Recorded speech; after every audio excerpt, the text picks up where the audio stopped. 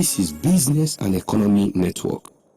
If you are walking in the path of becoming a success, let me use this quote from Barack Obama, who says, in the process of walking in the ladder, keep walking, you will make progress, but remain focused and tenacious because you know what you want to achieve, and definitely keep your eyes on it.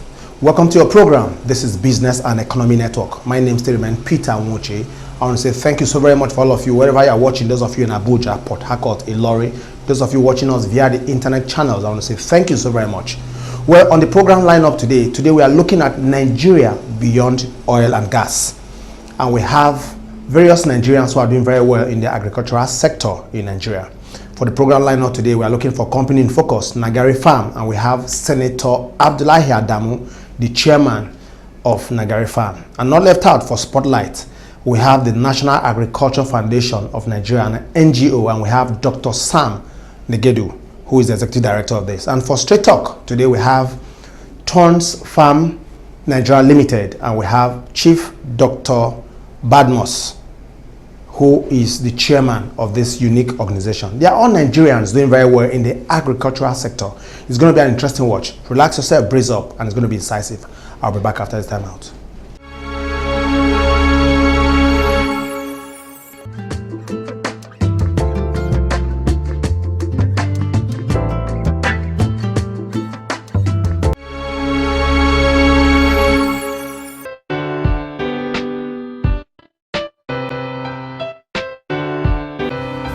The founder of Megeri Integrated Farms had an early start in the field of engineering and later took to the practice of law.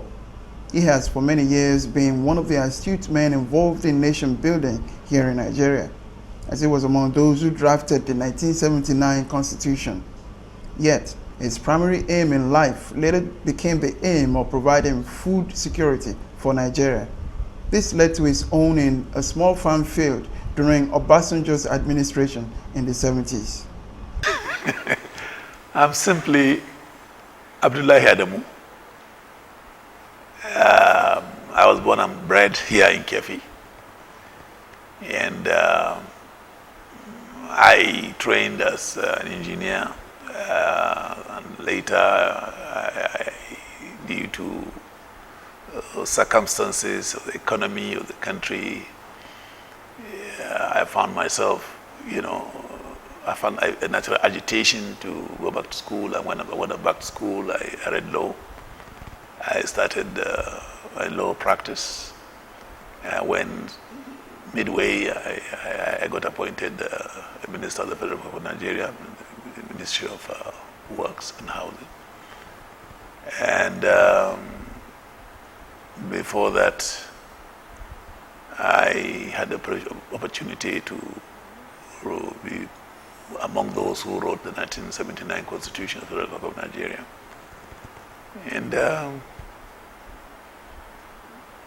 I went into politics, and I got elected as governor of Nassau State. And I enjoyed the confidence of the electorate in this part of the country, and had an opportunity to be elected, twice as governor of the state. After which, I went back where I came from, the private sector. And in the course of that, I got elected as a secretary of the board of trustees of the ruling party then, the PDP. And I got invited, to come and contest for the Senate, the Federal Republic, that's the 7th Senate of 2011. I contested and succeeded. So I went to the Senate, and I contested again early this year and got re-elected to the Senate, the Federal Republic of Nigeria. In the course of all this, I managed to have some little time to make my contribution in the efforts of the various governments of the Republic of Nigeria to get this country to be food secure. I got that message in time, and I think it started sometimes with General Obasanjo's government in 1976 when he launched Operation Feed the Nation. And I was then the executive secretary of BEPCO Construction Company in Jos. And I had a small field behind my residence. And I had a small stream flowing there. And I did some little irrigation and had a garden. And I was planting, growing virtually every vegetable, that was growable on the plateau at the time. And I'll never forget the experience I had when the state governments launched the Feed the Nation, Operation Feed the Nation under General Obasanjo, as he then was, as head of state. The evening of the day of the launching, I took a basket of vegetables to the then governor of Plateau State, Air Komodo Dan Suleiman. And they said, "What is this?" I'm like, "Oh, this is from my garden, sir, Your Excellency." I said, "Your garden?" He said, "Where?" I said, "It's just in my house." So he thanked me. His wife thanked me. Got it to the house. Said nothing more than that. Then after a few, 2, 3, 4 days after that, I was taking a siesta, and my boy came rushing into the living room. My house help. But he said, "Oh, you have a guest, sir. You have a guest, sir." He didn't know who the guest was himself. And so I went out, and behold, it was the state governor, Dan Suleiman. "Ablahi," I said, "Excellency." I said, "Sorry, how are you?" I said, "I'm okay, Excellency." I said, "I want to see this your farm." I said to him, "Your Excellency, you are a governor, you are not a doubting Thomas." So we just took a walk behind my garage, and we just, less than 30, 40 meters from where he parked, we were already walking in my garden. And almost every bit of it I took to him 2, 3, 4 days back over there on the Catway to platform. So that gave me a lot of inspiration. Because instantly there was some kind of recognition in one's effort and appreciation too. So that gave me the kind of headway in developing a passion for agriculture. And it's been so all this while. There's a need for leaders to add value to what they do, and even governments these days are thinking more about adding value, and the primary area where that can be done is in the agricultural sector. There are no consistent policies laid down for the sector, and the small-scale farmer is not at the center stage of the policies implemented. This has led to some distortions in development when it comes to making agriculture a mainstay sector. Nigeria must have a specific plan of action for food sufficiency, not to talk of food reserved for export. Well, it's been very, very, very challenging, extremely challenging. But for me, in terms of my commitment, my passion, I gain satisfaction all the same. The road's been very rough. Rough because after a certain point, you find that you cannot just do it by yourself. I still do, situations where I began to think of how to add little value to what I was doing. Ever before, government formally started thinking of this value addition thing, the chain. And the one thing you find is every government that comes on board talks of promoting agriculture. Every government talks about what was happening, pre and immediate post-independent period Nigeria. But it doesn't go beyond that substantially.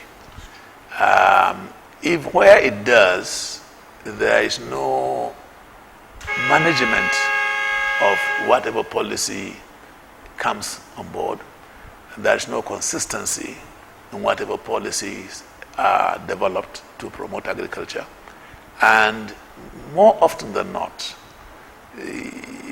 somewhere along the journey, whichever policy is brought on board, the ordinary farmer, the small-scale farmer, is not placed in the center stage of the policies.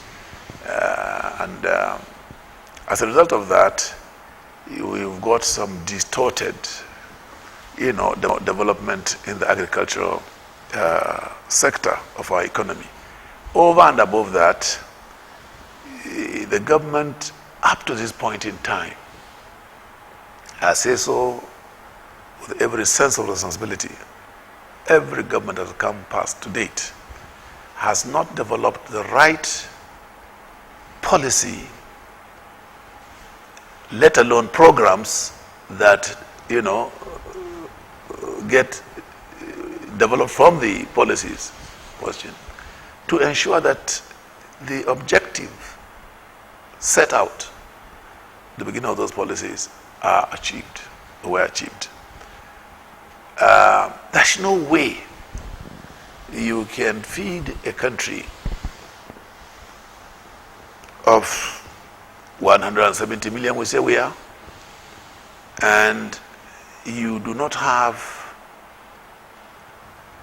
on the table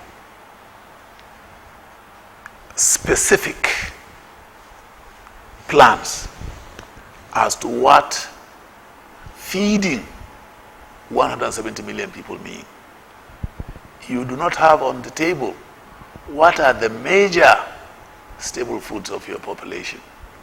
You do not have on the table the quantum of each of these staple foods that you will require for the country's, development and food sufficiency. Not talk of any excesses you will have for export. Not talk of, I'm talking just food, not talk of industrial crops that you can you develop so that the industrial sector of the economy also will enjoy the multiplier. You don't have this. We don't have this. And if you take the agricultural sector beyond the primordial, we're in the rain season now. If you go out of Kefi, if you came early, if you go out at 7 a.m. to 7:30, you still see in the outskirts, 3, 4, 5 kilometers out from town, you still see husband and wife working with bow and arrow, still with the cutlass, still with the bow, with the hoe and plow on his shoulders.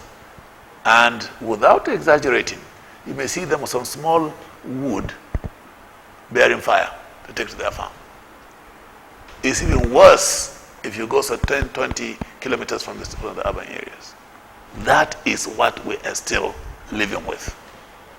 What is the role of this policy in that market? Why the infrastructure?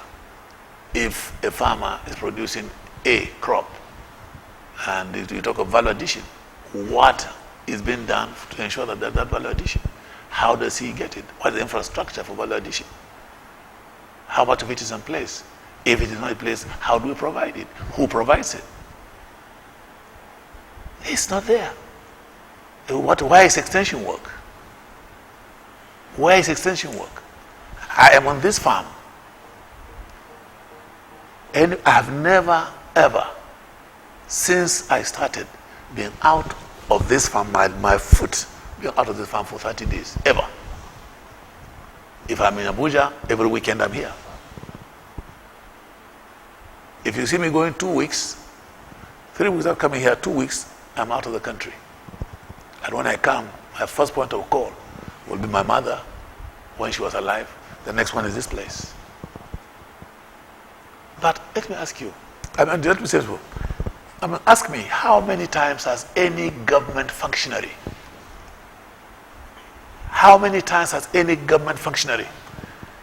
because he's doing extension work, or because he has a responsibility for pursuing a policy that government has put in place, been in this farm? I would never forget, I had to chase minister. I had to embarrass a minister of agriculture during meetings. Honorable Minister, you promised to come to my farm. You have not been on my farm to date. I've done so, not once, not 2 times, but 3 times. Obasanjo landed on this farm with a helicopter when he was president. He landed here to see what we are doing. Bello, his minister, Adamu Bello, was on this farm about 2-3 times. Since then, no official of the Federal Ministry of Agriculture has been here. The only one time I had some was when I was importing cattle. The Frisian Holsteins to this farm. Because of the paperwork that had to be done for import, and that's the time I remember I had some people official at this farm. All right? When you see a bank come here, it's, oh, there's failure to service a facility. And then you see them here. If you see government here, they are coming for tax. Everything here, no 1 kobo from government. It's such a pity. The policy of financing agriculture is still very, very bad, extremely bad, and cannot, the way it is today, cannot deliver.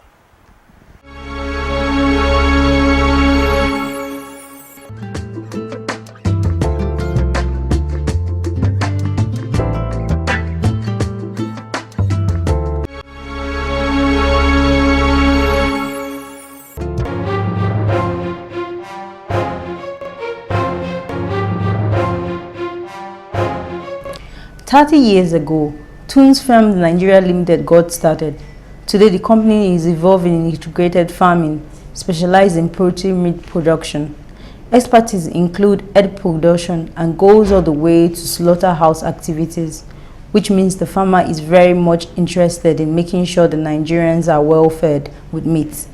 As an international certified company, change of supplies covers the Nigerian in its entity. Most importantly, the management is concerned about strategic locations in Nigeria where products of the company can reach out to serve the whole nation. Farm was about 30-something years old now, and we are integrated farmer. Particularly, we specialize in poultry meat production, and we have the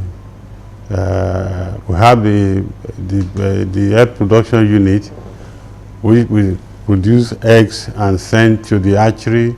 Then from the hatchery to the outgoer, the feed mill, and also the slaughterhouse.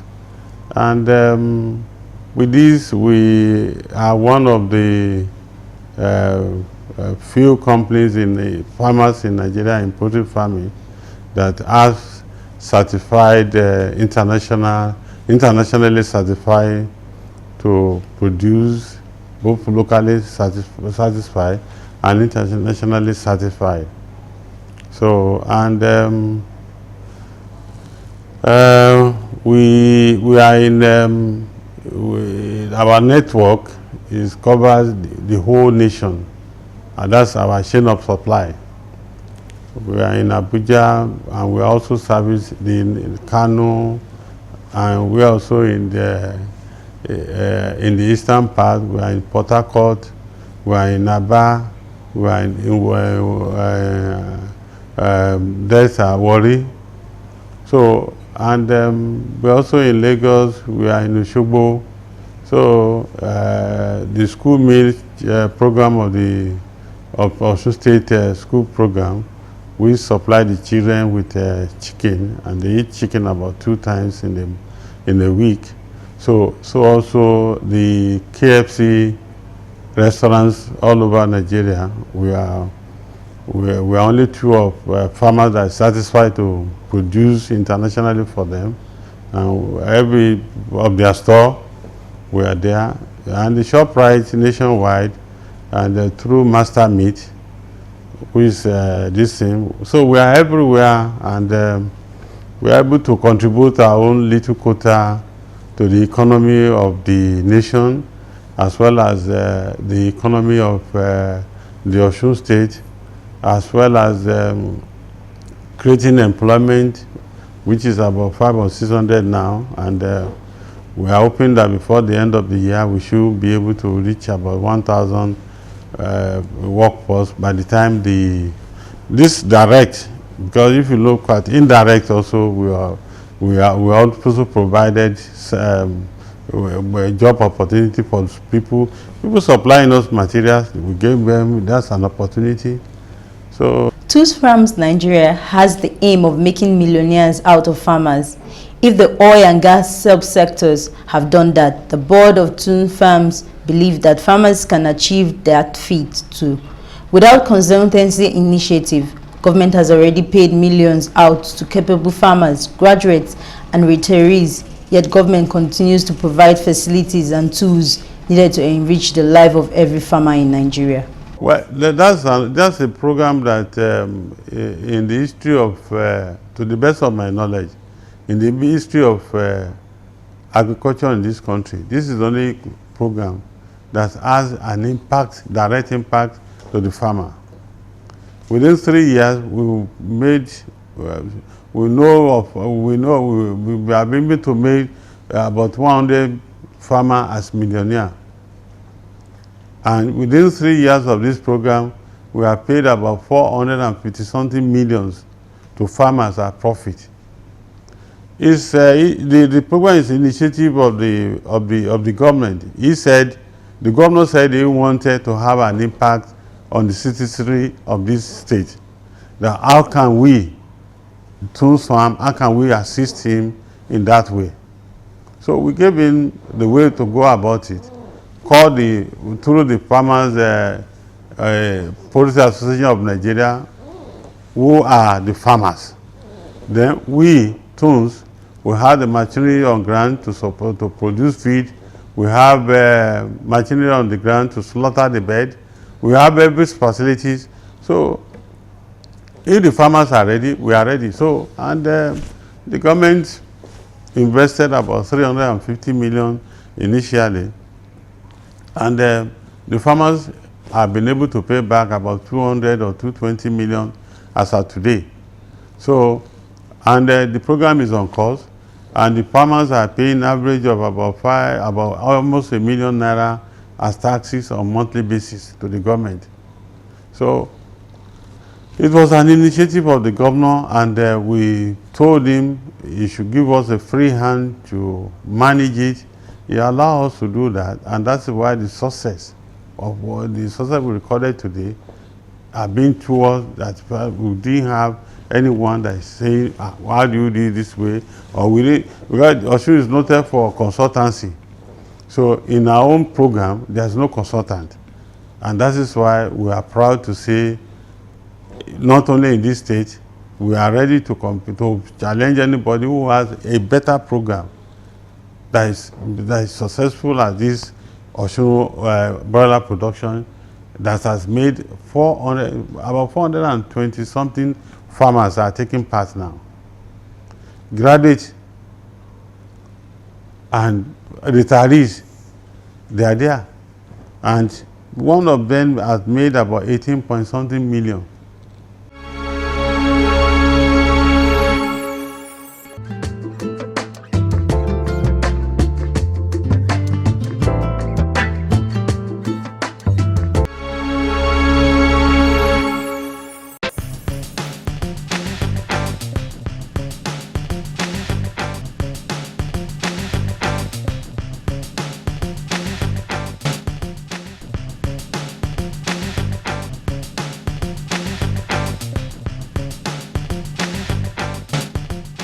There are different levels of technology that are available to enhance productivity.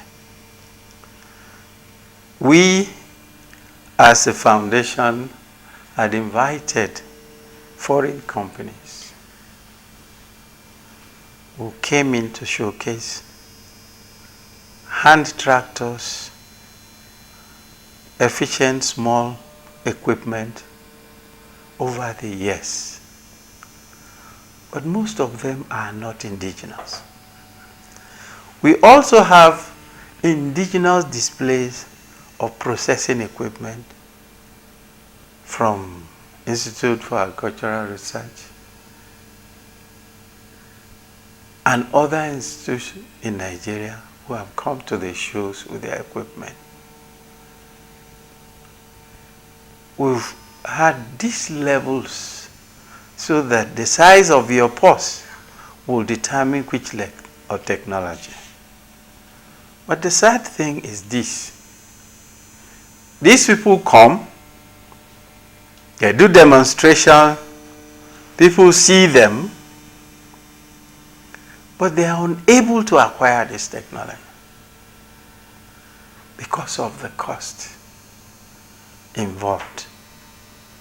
So, they say, yes, we have the beautiful technologies, they have been showcased at the Agric show, but when they ask how much does it cost? And even when they are even willing to come to the country with this, having it on a sustainable level being an issue. And one sad thing is that the local institutions like Agricultural Mechanization in Ilori and even the various agricultural research institutes, they have one form of technology or the other that are indigenous. But there is no buy-in into these technologies. So they stay at the research level. They stay on the shelves. You have prototypes, but you cannot have large-scale production. And as long as we are unable to have local production of these technologies, we won't be able to sustain them. We won't be able to control the pricing of this.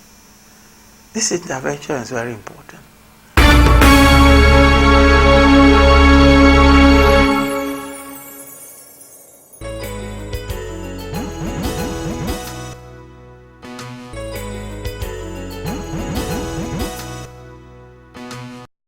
Well, Via, this is where time will permit us. I want to leave you with this. Never you be discouraged in the course of achieving anything, when you want to do anything. Never you be discouraged. There are certain factors that will militate against what you actually set out to do. Well, you've heard what the Nigerians have said, all these wonderful Nigerians we brought on board. But I want to leave you with those encouragement. But remember, to be at the top, you must work hard. All right, this will draw the wrap of the program. Thank you. They say tomorrow is another day. Definitely. You and I, we're going to do this again. Same time next week. God's willing. Stay blessed.